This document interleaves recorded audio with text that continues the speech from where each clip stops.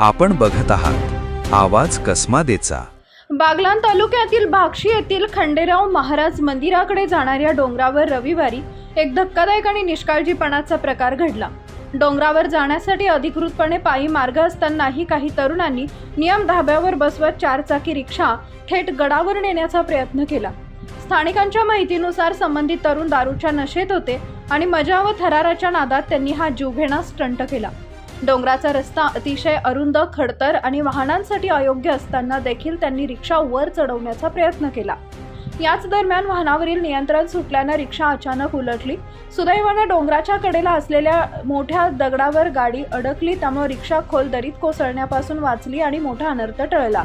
या घटनेत कोणतीही जीवितहानी झाली नसली तरी हा प्रकार अत्यंत धोकादायक असल्याचं स्पष्ट झालंय। स्थानिक नागरिकांनी तीव्र संताप व्यक्त केलाय। धार्मिक स्थळ असलेल्या या ठिकाणी अशा प्रकारे दारूच्या नशेत हुल्लडबाजी करणं हे अत्यंत निंदनीय असल्याची भावना व्यक्त केली जाते।